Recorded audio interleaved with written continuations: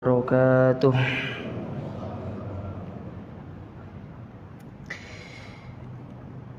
Innal hamdalillah nahmaduhu wa nasta'inuhu wa nastaghfiruh wa na'udzu billahi min shururi anfusina wa min sayyiati a'malina. May yahdihillahu fala mudilla lahu wa may yudlil fala hadiya lahu. Wa asyhadu an la ilaha illallah wahdahu la syarika lah wa asyhadu anna Muhammadan abduhu wa rasuluh. Amma ba'du fa inna asdaqal hadithi kitabullah wa khairal huda huda Muhammadin sallallahu alaihi wa ala alihi wa sallam wa syarrul umuri muhdatsatuha fa inna kulla muhdatsatin bid'ah wa kulla bid'atin dhalalah wa kulla dhalalatin finnar. Masyiral muslimin wal muslimat, para jamaah Masjid Ahmad Yani yang semoga senantiasa dirahmati dan dimuliakan oleh Allah Subhanahu wa taala. Alhamdulillah, puji dan syukur kita panjatkan kepada Allah Subhanahu wa taala, Rabb alam semesta ini, atas segala nikmat yang Allah berikan kepada kita, sehingga walhamdulillah kita kembali bisa berkumpul dan hadir di tempat ini, di salah satu di antara rumah-rumahnya, di salah satu taman di antara taman-taman surga yang ada di dunia. Insyaallah pada kesempatan ini kita kembali akan melanjutkan kajian kita dari tulisan Syekh Abdul Muhsin Al-Abbad Al-Badr hafizahullah yang berjudul Rifqon Ahli Sunnah atau Rifqon Ahli Sunnah bi Ahli Sunnah, lemah lembutnya dakwah Ahli Sunnah terhadap Ahli Sunnah. Terakhir kita masih pada muqaddimah, pengantar dari beliau, di mana beliau membawakan ucapan Imam Malik rahimahullahu taala yang sangat terkenal, di mana Imam Malik mengatakan lan yasluha akhiru hadhil ummah illa bima saluha bihi awwaluha. Tidak akan pernah baik akhir dari umat ini kecuali apa yang telah menjadikan permulaannya baik. Jadi ketika umat Islam ingin berada di atas kebaikan, maka kita harus mencontoh bagaimana umat pertama dari umat Islam ini menjadi baik. Dan kebaikan mereka itu tatkala berpegang teguh dengan Al-Quran dan sunnah Nabi Sallallahu Alaihi Wasallam. Jadi kalau kita ingin menjadi orang yang baik di mata Allah, mengikuti jalan mereka, maka kita harus berpegang teguh dengan kedua hal tersebut. Karena Nabi SAW pernah bersabda, taraktu fikum syai'aini lan tadillu ba'dahuma kitaballahi wa sunnati. Aku tinggalkan dua perkara, yang mana kedua perkara ini kalau kalian berpegang teguh dengannya, kalian tidak akan tersesat di atas muka bumi ini. Hidup kalian akan aman, jauh dari fitnah, ya, senantiasa kalian berada di atas kebaikan. Maka disebutkan oleh Nabi SAW kedua hal tersebut, yaitu Al-Quran dan petunjuk beliau, sunnah beliau, yang itu merupakan pedoman hidup dari kaum muslimin.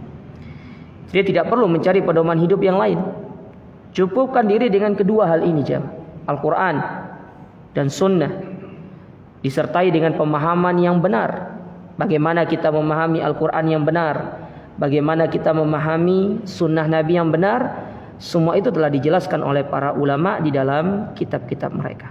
Tinggal kita bagaimana mau mengambil atau tidak. Dan jauhkan diri dari sunnah-sunnah ataupun cara-cara yang tidak pernah diajarkan oleh Rasul Sallallahu Alaihi Wasallam ataupun para salaf kita terdahulu. Tapi sekarang kita lanjutkan, masih di muqaddimah ya. Kita akan melanjutkan kembali apa yang disampaikan oleh penulis, yaitu Syekh Abdul Muhsin, di dalam muqaddimah kitab ini. Jadi yang mau beli buku terjemahannya itu ada ya, tinggal dibeli aja.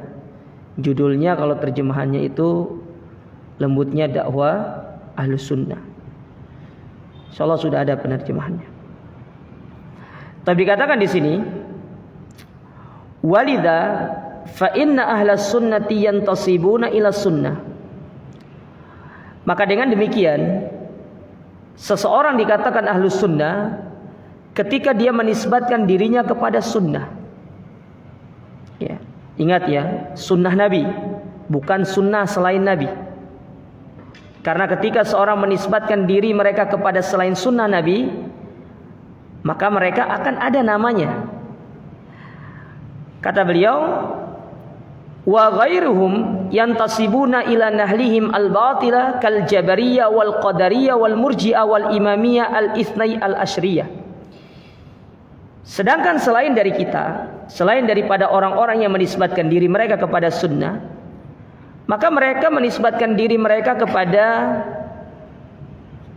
pemikiran-pemikiran yang keluar dari ahlus sunnah. Contoh seperti Jabariyah.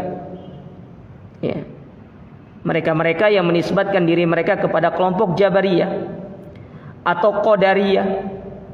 Yang pernah kita sampaikan kemarin, Qadariyah itu adalah kelompok yang muncul di zaman Abdullah ibnu Umar radhiyallahu taala anhuma, tepatnya di daerah Kufah. Di daerah Kufah atau Basra, intinya di Irak. Ketika ada sebagian orang-orang Irak datang kepada Abdullah ibnu Umar menceritakan tentang ciri-ciri dari kelompok tersebut, yang mana mereka tidak beriman terhadap takdir. Maka apa kata Abdullah ibnu Umar radhiyallahu taala anhuma kepada mereka untuk menyampaikan pesan Abdullah ibnu Umar kepada orang-orang yang menolak takdir Allah Taala? Lau anfaqa mithla Uhudin zahaban. Kalau sekiranya mereka punya emas, satu gunung Uhud emas, mereka infakkan. Ya, makubila minhum, maka tidak akan diterima infak tersebut hatta yu'minu bil qadar, sampai mereka itu beriman kepada takdir. Karena masalah takdir bukan masalah yang sepele. Masalah takdir ini banyak, turunannya itu banyak. Termasuk di dalam takdir itu adalah kita mengimani terkait ilmu Allah, bahwasanya ilmu Allah itu meliputi segala hal, meliputi segala makhluknya. Dan ilmu Allah itu sifatnya azali, tidak didahului ketidaktahuan, dan tidak akan berakhir pada mengetahui setelah terjadinya sesuatu. Allah tidak mengalami fase itu. Kalau kita manusia, kita itu berasal dari sesuatu yang kita tidak tahu. Sampai peristiwa itu terjadi baru kita mengetahui perkara tersebut. Tapi Allah tidak.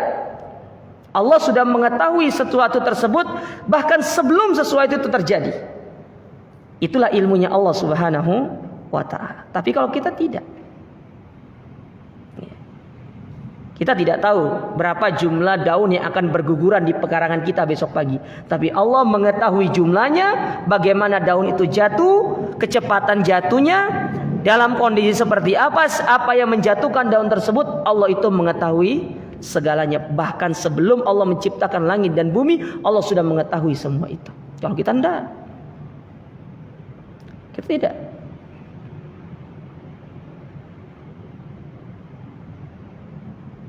Bahkan 1 menit yang akan maju dari kehidupan kita saja kita tidak ngerti apa yang terjadi. Tapi kalau Allah mengetahui segalanya. Nah, ada satu kelompok namanya Qadariyah. Jadi mereka itu menolak Allah mengetahui sesuatu sebelum terjadi. Berarti dengan demikian mereka mensifati Allah dengan sifat ketidaktahuan sebelum peristiwa itu terjadi. Dan ini satu hal yang sangat buruk yang disifati kepada Allah Subhanahu wa ta'ala. Apa artinya Allah menamakan dirinya alim? Allah maha mengetahui. Apa artinya Allah menamakan dirinya basir? Allah maha mengetahui dengan segala sesuatu itu secara mendetail. Adapun manusia tidak. Kita tahu bahwa di laut itu ada ikan. Tapi kita tidak mengetahui berapa rincian jenis ikan apa yang ada di laut itu. Kita tidak ngerti. Tapi kita hanya mengetahui secara global di laut ada ikan. Tapi jenis ikan apa, jumlahnya berapa, satu spesies itu isinya berapa, jumlahnya berapa, kita tidak tahu. Tapi Allah mengetahui segalanya. Ya. Allah mengetahui segalanya. Begitu pula sebuah kelompok yang bernama Murji'ah. Ya. Apa kelompok Murji'ah itu? Kelompok Murji'ah adalah kelompok yang mereka mengatakan amal itu bukan bagian dari iman. Jadi antara orang beramal dengan tidak, imannya sama. Karena amal tidak mempengaruhi iman. Maka kita katakan amal itu bagian dari iman. Karena bukti keimanan seseorang itu benar atau tidak diwujudkan dalam bentuk dia beramal. Dan amal itu akan mempengaruhi tingkatan keimanan seseorang. Masa antum mau bilang antara orang rajin sholat dengan orang tidak pernah sholat sama? Ya enggak lah. Tidak sama. Antara orang yang rajin beribadah dengan yang tidak rajin ibadah tentu tidak sama. Nah, orang-orang Murji'ah mengatakan amal itu bukan dari iman. Sehingga keimanannya Abu Bakar dengan keimanannya iblis itu sama, kata mereka. Ucapan yang kufur aja, Mas. Bagaimana kok bisa keimanan Abu Bakar disamakan dengan keimanan iblis? Ini di luar akidah Ahlus Sunnah. Ya, di luar akidah Ahlus Sunnah. Atau sebuah kelompok yang bernama Imamiyah, yaitu Syiah. Ya, Syiah yang meyakini imam yang 12 dan imam yang ke-12 itu nanti Imam Mahdi gitu. Ya. Sekarang sudah banyak imamnya. Nah, itu kelompok dinisbatkan kepada bentuk doktrinisasinya mereka. Tapi ada kelompok, kata Syekh, mereka itu dinisbatkan kepada pendirinya. Siapa contohnya? Seperti Jahmiyah. Pendirinya itu Jaham ibn Safwan. Ini kurang lebih sama dengan kelompok-kelompok Jabariyah yang mereka itu kembali kepada sifat Allah, mentakwil sifat-sifat Allah.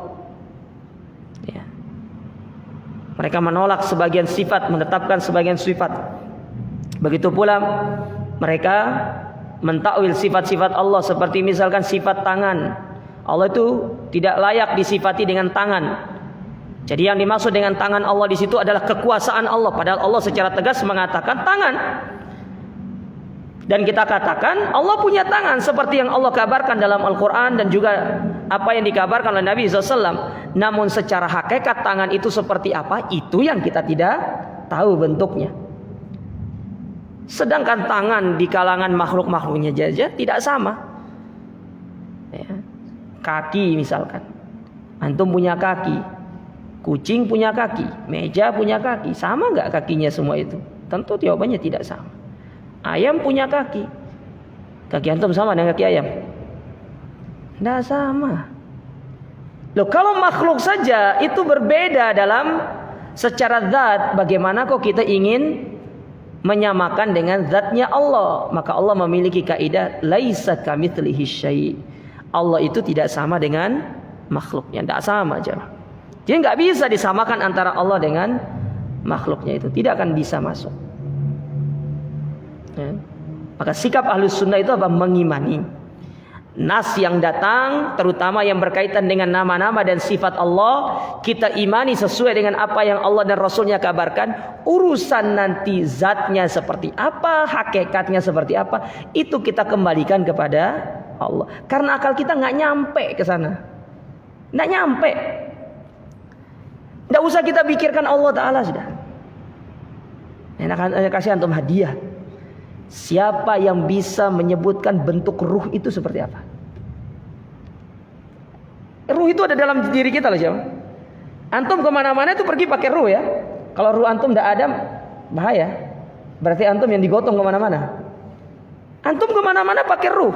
Pertanyaan saya, bentuk ruh itu seperti apa? Terlalu berat. Ya udah, setan aja lah. Siapa yang pernah lihat setan? Saya, Ustaz. Mirip harimau. Itu berarti setannya berubah menjadi harimau. Wujud setan aslinya gitu loh. Pernah lihat nggak? Pernah, Ustaz, dari kalangan manusia. Oh iya benar. Iya kan ada setan dari kalangan manusia kan? Tapi setan dari kalangan jin ada enggak? Pernah lihat nggak? Nggak pernah lihat kita. Siapa yang pernah lihat? Yang kita sering lihat itu, oh di sana ada mirip Dracula, sana genderuwo, itu menyerupai namanya, bukan wujud aslinya. Tidak ada yang pernah melihat dalam bentuk wujud aslinya. Yang hidup bersama kita saja, kita tidak ngerti bentuknya. Bagaimana kita mau mendeskripsikan Allah Subhanahu wa Ta'ala yang Maha Agung, yang Maha Suci? Tentu jauh lebih utama untuk tidak bisa kita deskripsikan. Ruh aja ndak tahu. Nabi loh ya, Nabi. Ketika ada orang-orang musyrikin jahiliyah melewati orang Yahudi, mereka sudah kehabisan hujah ini, mau membantah Nabi. Bagaimana cara supaya Nabi ini bisa jatuh? Datang ke orang Yahudi, karena orang Yahudi kan cerdas dia. Diberikan wahyu sama Allah Ta'ala. Kaum Yahudi diberikan mukjizat kepada Nabi Musa. Mereka cerdas. Datang kepada orang Yahudi, gimana caranya kita menjatuhkan Muhammad ini? Maka orang Yahudi mengatakan, kalau benar dia seorang nabi, tanyakan kepada dia tentang bagaimana ruh itu. Maka diceritakan oleh Abdullah bin Abbas, ketika Nabi SAW melewati mereka, maka mereka mengatakan, ya Muhammad, siflana marruh. Coba ceritakan kepada kami, apa itu ruh? Nabi nggak bisa jawab, Nabi diam. Nabi nggak pernah lihat ruh kok. Ya. Benar, seorang akan melihat ruhnya ketika dicabut nyawanya, ketika dicabut ruhnya dari jasadnya. Tapi masalahnya ketika antum sudah melihat, antum kan tidak bisa cerita. Gimana antum mau cerita? Dicabut ruhnya gitu kan, sama malaikat. Antum melihat ruh antum naik ke atas itu, kemudian mata ditutup. Masa setelah itu antum melihat, ya ruh itu kayak gini, berarti antum belum mati berarti.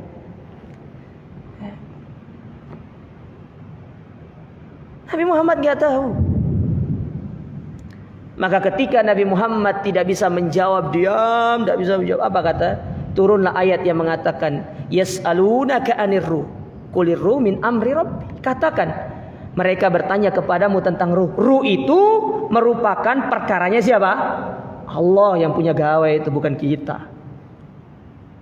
Makanya manusia sekarang ini berlomba-lomba membuat ya boneka, membuat robot hampir mirip dengan manusia, tapi satu yang mereka belum bisa buat, ruh. Belum mereka bisa buat ruh itu.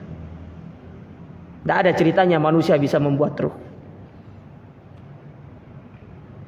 Itu saja kita tidak bisa deskripsikan. Bagaimana kita mau mentakwil sifat Allah, zat Allah Subhanahu wa Ta'ala, yang kita tidak pernah melihat zat Allah itu seperti apa, wujudnya seperti apa, wajah Allah seperti apa, kita belum pernah melihatnya. Bahkan ketika Isra dan Mi'raj saja, Nabi ketika ditanya oleh para sahabat, apa yang kau lihat? Nurun ala nur, cahaya. Karena mata saya belum bisa untuk melihat Allah Subhanahu wa Ta'ala.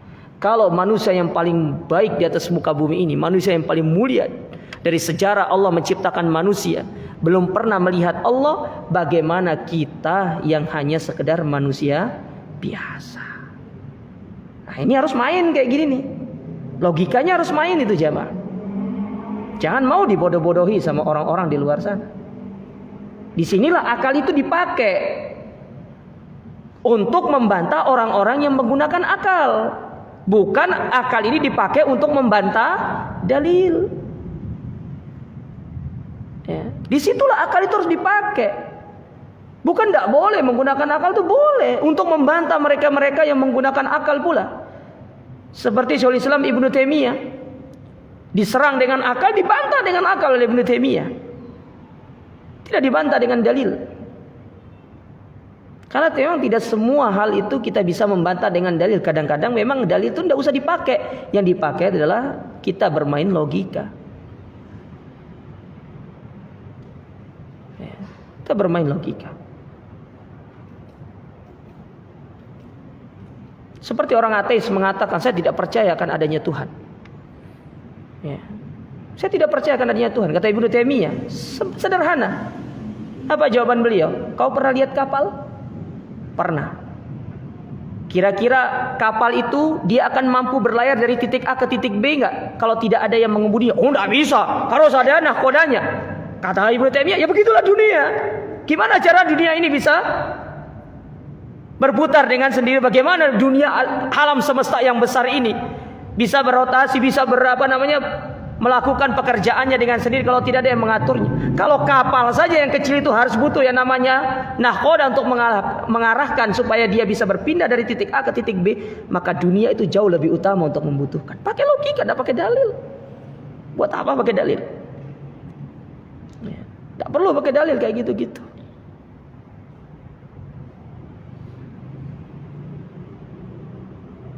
Nah, ini jamaah. Nah, ini contoh Jahmiyah. Zaidiyah. Zaidiyah ini dari kalangan Syiah. Wal Asy'ariyah, itu kelompok Asy'ariyah yang dinisbatkan kepada Abu Hasan Al-Asy'ari. Yang mana di akhir kehidupan Abu Hasan Al-Asy'ari itu beliau bertobat sebenarnya. Cuma ya yang mengikuti beliau itu tetap menisbatkan dirinya kepada Abu Hasan Al-Asy'ari. Ya. Beliau bertobat dari pemikiran beliau. Dari Abu Hasan Al-Asy'ari ini, beliau mengalami fase yang sangat luar biasa.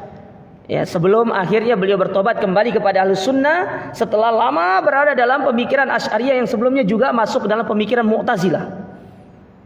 Jadi rahimahullah, luar biasa beliau ini, sehingga beliau membantah pemikiran-pemikiran yang terdahulu. Di antaranya beliau punya kitab yang berjudul Al-Ibanah An Usulid Diyanah. Itu bantahan beliau kepada pemikiran-pemikiran beliau yang terdahulu. Nah, silakan antum baca buku itu. Itu membantah pemikiran-pemikiran beliau yang beliau yakini sebelumnya, yang padahal pemikiran sebelumnya itu dibantah, dan itu yang diyakini oleh sebagian kaum muslimin sekarang, tidak mengambil tobatnya Abu Hasan Al-Asy'ari. Itu anehnya di situ. Giliran tobatnya nggak diambil, tapi yang menyimpangnya yang diambil. Padahal beliau sudah membantah semua itu. Ya.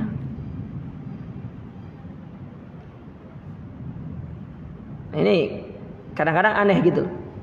Seperti sebagian kaum muslimin, ya, giliran secara madzhab fikih mati-matian mengatakan Syafi'i, tapi giliran akidah beliau tidak mau. Mereka tidak mau mengambil akidahnya Imam Syafi'i, sampai mengatakan bahwasanya Imam Syafi'i itu berakidah Al-Asy'ariyah Maturidiyah.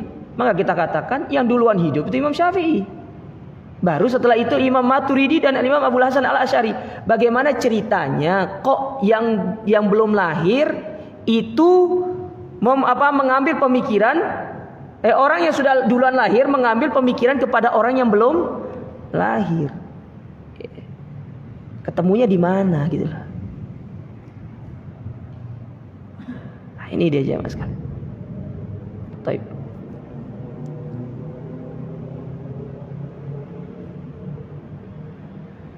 Nah, kemudian dikatakan di sini, wala yuqalu inna min hadzal qabil al-wahabiyah. Dan tidak dikatakan mereka-mereka ini sebagai Wahabiyah. Padahal sebenarnya Wahabiyah itu kan adalah kelompok Khawarij, tapi Wahabiyah ini justru dinisbatkan kepada Syekh Muhammad ibn Abdul Wahhab. Iya. Harusnya ya sebenarnya kalau mau menisbatkan nama kelompok itu, dinisbatkan ke Syekh Muhammad ibn Abdul Wahhab, itu bukan Wahabiyah harusnya, tapi Muhammadiyah. Karena nama beliau itu Muhammad, bukan Abdul Wahhab. Abdul Wahhab itu kakek beliau, bapak beliau. Gimana kok dinisbatkan kepada bapaknya? Kalau tadi kan jelas, Jaham ibn Sofwan, namanya Jaham, kelompoknya Jahmiyah. Kalau orang-orang sekarang ini mau menisbatkan dakwah salaf itu kepada Syekh Muhammad bin Abdul Wahhab, harusnya bukan Wahabiyah, harusnya itu Muhammadiyah. Paham gak maksudnya? Harusnya begitu. Tapi kenapa kok tidak namanya Muhammadiyah? Hah? Kenapa Wahabiyah? Sementara kelompok Wahabiyah itu nama aslinya adalah Abdul Wahhab ibn Rustum. Jelas namanya Abdul Wahhab.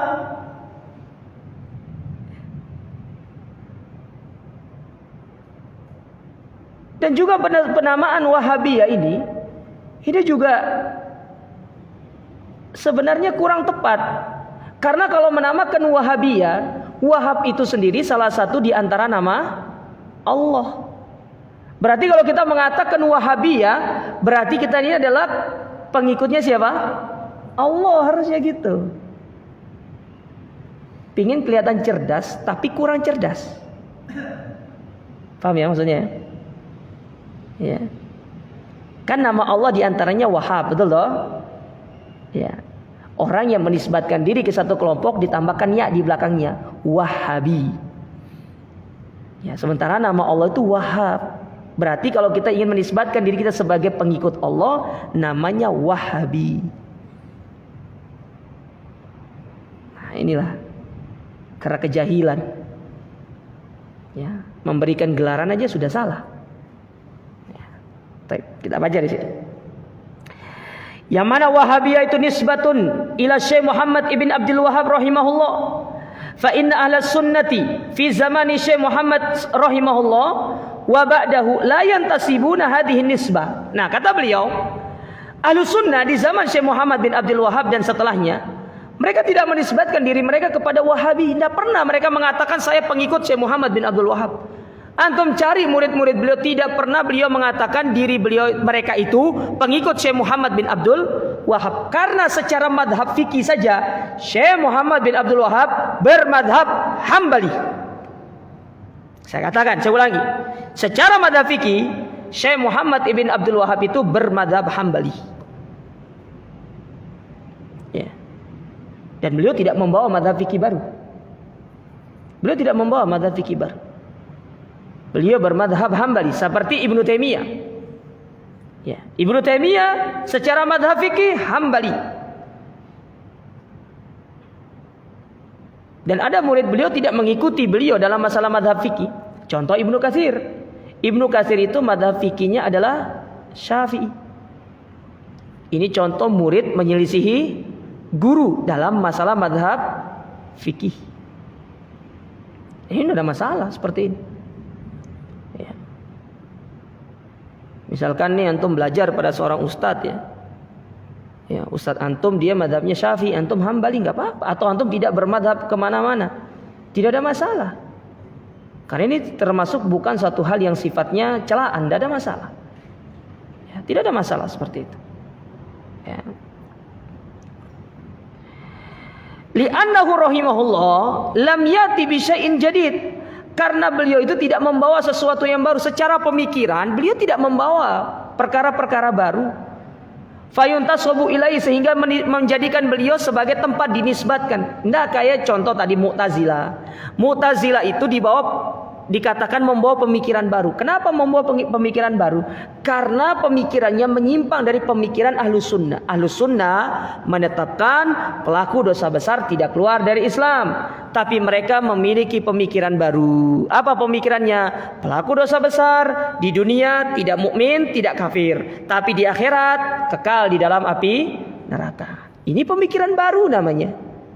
Karena dari zaman Nabi sampai zaman Hasan Al-Basri, yang mana murid beliau Wasil bin Atha yang akan menjadi pelopor dari kelompok Mu'tazilah itu, sepakat mereka mengatakan pelaku dosa besar itu tidak keluar dari Islam. Mereka hanya mukmin naqisul iman. Kalaupun di akhirat mereka meninggal dalam kondisi membawa dosa besar, itu tahta masyiatillah, tidak kekal di dalam api neraka.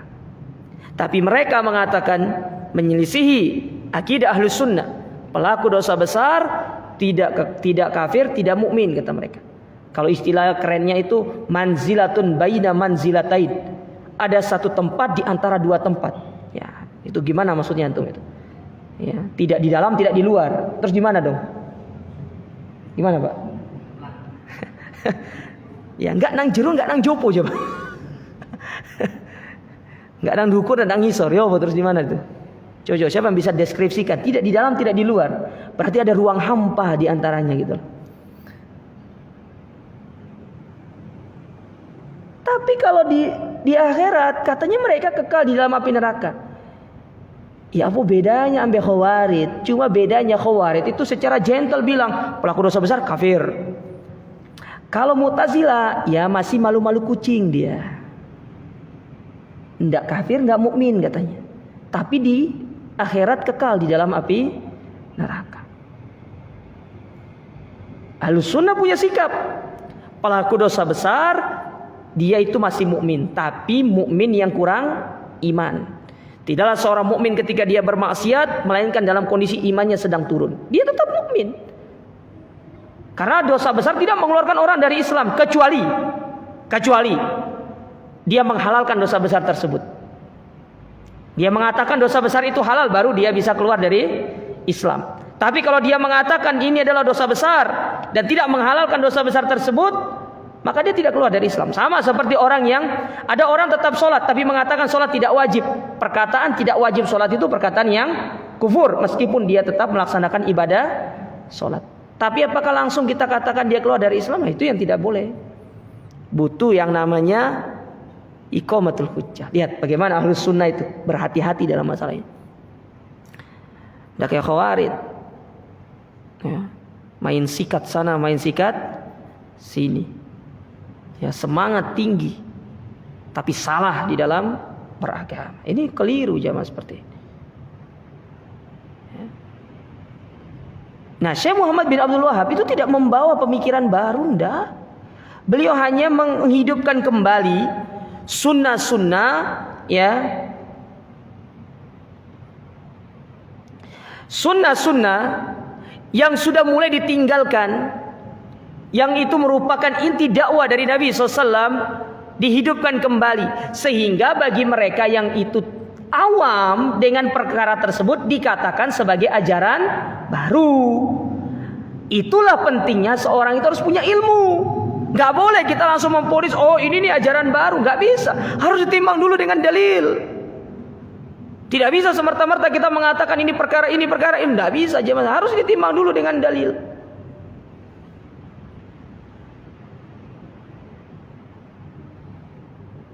Maka benar kata Nabi SAW, Islam dulu datang di tengah-tengah orang-orang musyrikin, asing bagi mereka, karena mereka baru melihat ajaran-ajaran seperti itu. Padahal sebenarnya ajaran-ajaran tersebut sudah ada, cuma hanya penyempurnaan yang dibawa oleh Nabi SAW. Namun kembali asing ketika di tengah-tengah kaum muslimin sekarang. Ya. Ada orang melihara jenggot, asing, padahal itu sunnah. Ya. Ada orang merapatkan shaf, asing. Itu untung kita tidak hidup di zaman Umar, jemaah. Umar itu kalau jadi imam bawa tongkat. Umar itu kalau jadi imam bawa tongkat.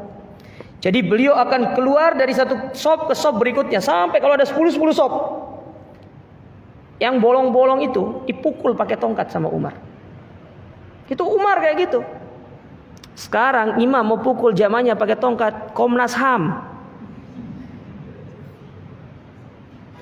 langsung lapor itu.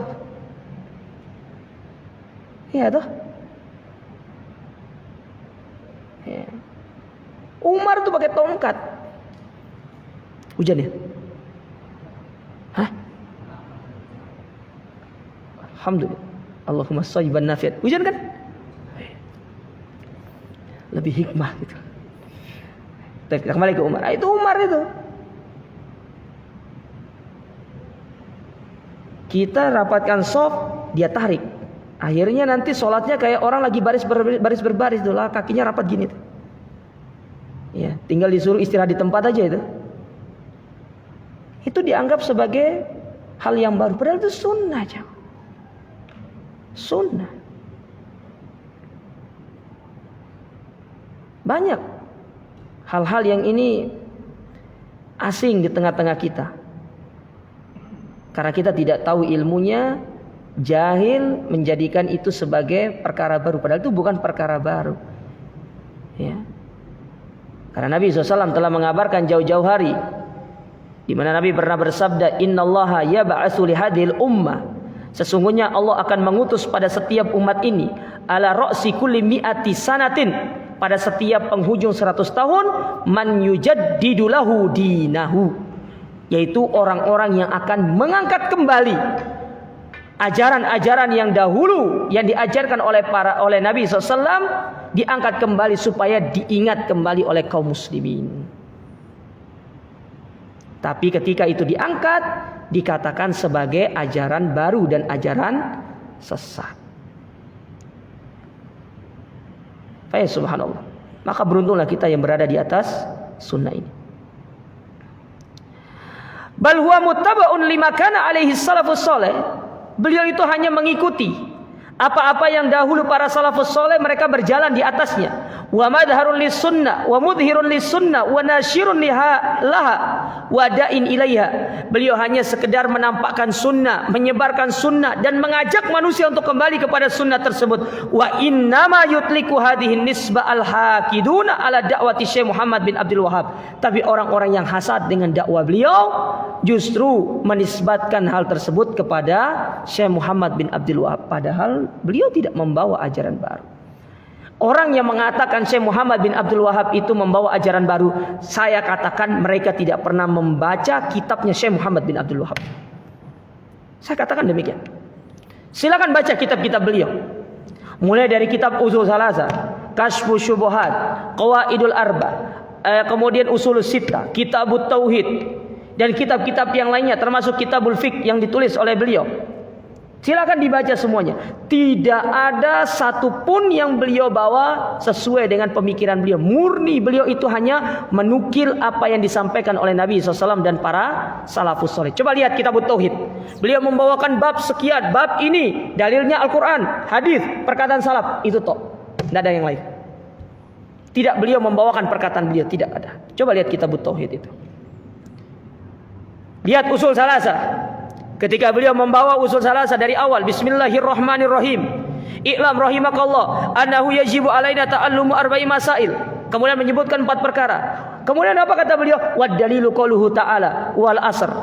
Lalu menukil perkataan Imam Syafi'i, menukil perkataan Imam Bukhari dan membawakan firman Allah lagi dalam surat Muhammad. Semua pakai dalil. Tidak ada pemikiran beliau itu. Makanya kenapa kitab beliau itu adalah kitab yang sangat luar biasa. Bahkan di antara keberkahan tulisan beliau itu, hampir semua kitab-kitab beliau itu disyarah oleh banyak masyayikh. Antum lihat Ushul Thalatha, berapa syarahnya coba? Syekh Shalih Fauzan punya, Syekh bin Baz punya, ya, Syekh Utsaimin punya, Syekh Shalih Al-Utsaimin juga punya. Banyak kitabnya jemaah sekalian. Syekh Abdul Aziz Ar-Rajihi juga punya syarah Ushul Thalatha. Itu Ushul Thalatha saya sudah berapa? Sudah 10 mungkin syarahnya. Kitabut Tauhid, luar biasa. Ada Kitabut Tauhid, nama syarahnya Fathul Majid. Fathul Majid disyarah lagi, namanya Syarah Fathul Majid. Syekh Shalih Fauzan punya syarah Kitabut Tauhid namanya I'anatul Mustafid. Syekh Muhammad bin Shalih Al-Utsaimin punya kitab syarat Kitabut Tauhid namanya Al-Qaulul Mubin. Kitab yang sangat berkah. Ya, berkah kitab beliau. Antum lihat. Tidaklah beliau pasti membawakan dalil-dalil terkait masalah permasalahan yang beliau angkat. Tidak pernah membawa pemikiran sendiri. Ya, cuma orang-orang yang hasad, orang-orang yang tidak senang kepada beliau, yang memberikan gelaran-gelaran yang tidak baik. Terkhusus ketika beliau berdakwah di kota di Najd dan di Saudi secara umum untuk memberantas kesyirikan. Karena memang pada waktu beliau itu muncul banyak terjadi kesyirikan di zaman itu. Contoh kesyirikannya, ada wanita datang kepada kurma pejantan. Apa kata mereka? Wahai kurma pejantan, aku belum nikah, berikan aku jodoh. Datang ke pohon kurma loh, ngomong gitu ya. Yang belum punya anak datang ke pohon kurma bilang, wahai pohon kurma, aku ini belum nikah, aku ini sudah nikah lama, aku belum punya anak, berikanlah kami anak. Kira-kira itu boleh atau tidak? Ya tidak boleh. Masa datang kepada pohon, yang mana pohon itu kadang-kadang kita yang menjadikan dia kawin silang kok. Kok tiba-tiba kita datang sama dia. Nah, itu diberantas sama beliau. Sehingga orang-orang yang tidak senang dengan dakwah beliau yang menyampaikan kebenaran itu, mulailah menggelari beliau itu dengan dakwah-dakwah atau gelaran-gelaran yang tidak baik tadi. Contohnya Wahabi. Padahal sebenarnya Wahabi itu gelaran yang diberikan kepada pendiri Khawarij Abdul Wahhab ibn Rustum. Tapi karena ketepaan, ya sudah sama gitu belakangnya, ya wis lah, sikat, nggak apa-apa. Namun tetap ya jamaah sekalian, antum tahu kayu gaharu itu? Kayu gaharu itu kalau antum mau cium baunya, dia harus dibakar dulu. Harus ngeluarin asap dulu, baru mengeluarkan bau yang harum. Nah dakwah itu gitu, harus dibakar dulu dia. Nah cara membakarnya itu memang harus dengan difitnah dulu, baru dia akan mengeluarkan bau yang harum, baru orang akan mengenal, oh dakwah salaf ini seperti ini. Dakwah salaf seperti ini. Kita ingat cerita dahulu di Lombok. Dakwah muncul pertama-tama kali itu di Lombok itu. Tahu apa kata mereka orang-orang yang tidak senang dengan dakwah salaf itu? Mengatakan, tuh Wahabi itu masa ngubur mayit kayak tanam pisang katanya. Gimana cara? Diberdirikan. Sampai dibawa ke polisi. Ada guru kita rahimahullah, Ustadz Mahsun namanya. Beliau itu mantan tuan guru dulu. Jadi kalau dulu waktu beliau itu masih menyimpang, kalau masih berada dalam kesesatannya, ya kita katakan kesesatan ya. Beliau kalau pergi ceramah karpet merah untuk menyambut beliau, karena beliau itu sudah tingkatannya luar biasa sudah. Tapi giliran beliau sudah hijrah ke dakwah salaf, bertobat, kemudian beliau berdakwah untuk menebus kesalahan beliau semasa beliau menjadi orang-orang yang mengajak kepada keburukan itu. Jangankan karpet merah, yang ada itu bunuh Mahsun itu katanya. Tembak dia katanya. Sampai pernah di kantor polisi itu jamaah sekalian, beliau dikeroyok. Dikeroyok beliau itu. Dikeroyok dalam artian bukan ditonjok ya, tapi dikeroyok sama orang-orang yang tidak senang sama beliau, memfitnah beliau. Namun lihat bagaimana beliau itu rahimahullah sudah meninggal dunia. Beliau itu adalah seorang ustadz yang terkenal dengan Vespanya. Jadi kalau kemana-mana kajian naik Vespa. Vespa yang gini loh ya, bukan yang ngegas sekarang itu. Karena kata beliau tuh naik motor metik tuh nggak ada sensasinya, nggak ada gininya katanya. Kalau naik Vespa tuh kan ada ceklek gitu kan, jalan. Rahimahullah. Sampai di kantor polisi.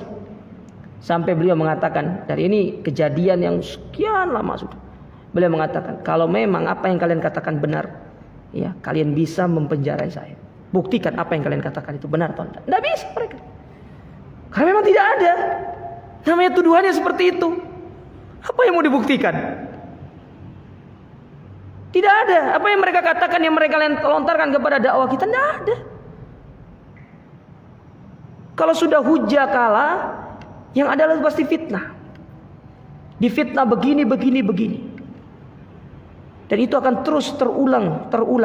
Akan menjadi sebuah cerita yang akan terus terulang jamaah sekalian. Tidak hari ini. Besok mungkin 10 tahun lagi akan terulang lagi. 20 tahun lagi akan terulang lagi. Dan akan terus berulang. Seiring dengan bergantinya generasi-generasi dakwah ini jamaah sekalian. Akan terus berulang seperti itu. Dan ketika kita hidup di zaman seperti itu, kita bisa memastikan ternyata dakwah salaf itu memang dakwah yang sangat benar. Cepat banget ya. Adzan dulu.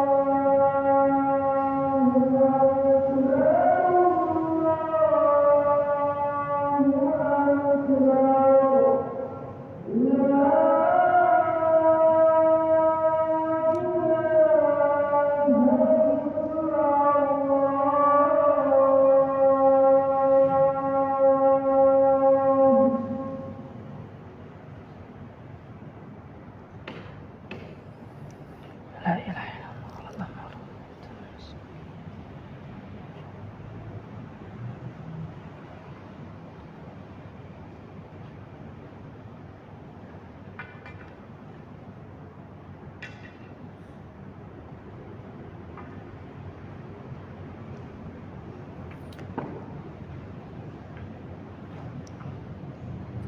Baik, kita lanjutkan sedikit. Kenapa mereka yang hasad-hasad tersebut memberikan gelaran-gelaran yang tidak baik kepada Syekh Muhammad bin Abdul Wahhab?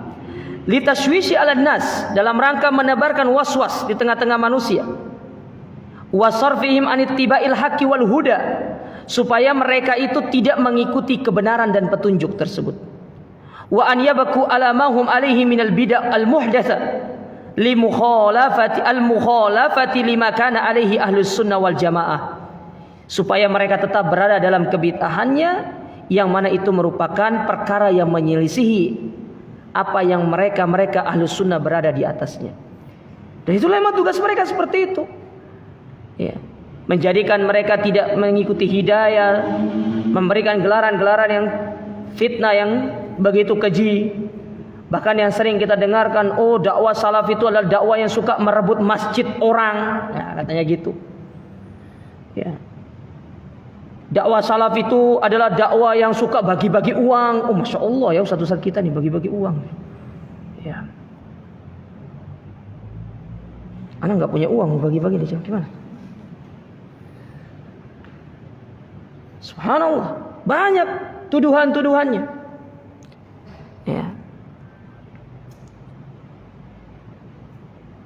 Yang tadinya masjid tidak ramai, kita makmurkan dengan sholat jamaah, dengan kajian dikatakan merebut. Ya, apa tugasnya, apa tujuannya antum bangun masjid kalau tidak untuk diramaikan? Apa manfaatnya? Hanya berlomba-lomba bangun masjid, terus tidak ada sholat berjamaah di dalamnya. Apa manfaatnya? Antum kira hanya dengan membangun masjid kemudian selesai perkara seperti ini? Tidak. Kita harus memikirkan bagaimana masjid itu ketika dibangun, apalagi itu dana umat, caranya supaya pahalanya tetap ngalir. Ya gimana caranya pahala mau ngalir kalau nggak ada orang sholat di dalamnya, kalau nggak ada orang taklim di dalamnya? Nah, tuduhan-tuduhan yang nggak benar seperti ini. Maksudnya tuh mau apa istilahnya ya? Mereka tuh nggak takut gitu loh, nuduh-nuduh kayak gitu. Ya. Apa mereka tuh tidak pernah berpikir tentang bagaimana yaumul hisab, hari pembalasan, ya, di hari kiamat nanti yaumul jaza, bagaimana ada orang-orang yang akan rugi di hari kiamat karena menebarkan fitnah, menyebarkan tuduhan-tuduhan yang tidak benar. Apa kata Nabi SAW? Inna min al-muflis min ummati, orang-orang yang rugi, orang-orang yang bangkrut di hari kiamat adalah orang yang datang dengan pahala sholat, puasa, zakat, haji, tapi pahala itu akan diberikan kepada orang lain. Apa lantarannya? Faqad syatama hada, wa qadhafa hada, wa daraba hada, wa akala mala hada. Dulu di dunia dia suka fitnah, dia suka caci maki, menyebarkan kedustaan. Dan dia tidak minta maaf kepada orang-orang yang difitnah dan didustaikan tersebut. Akhirnya pahala yang dia kumpulkan sedemikian banyak justru diambil oleh orang lain.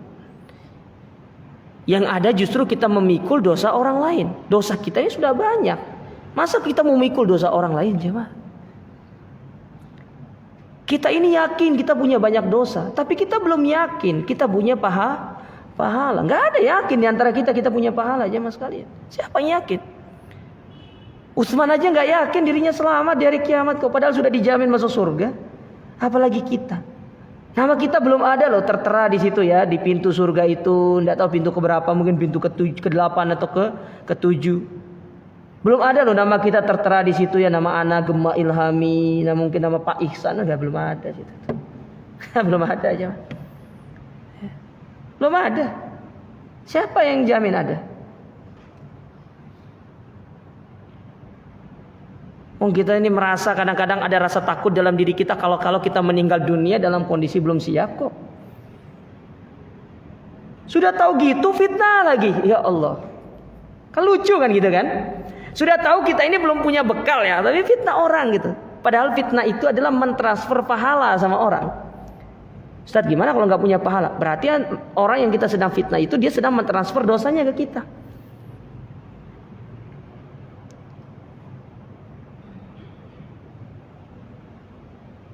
Kalau bahasa saya itu ya, jangan suka kasbon. Antum jangan kasbon jemaah. Tahu orang kasbon kan? Ngutang dulu. Wah, terima gaji nggak dapat gaji dia.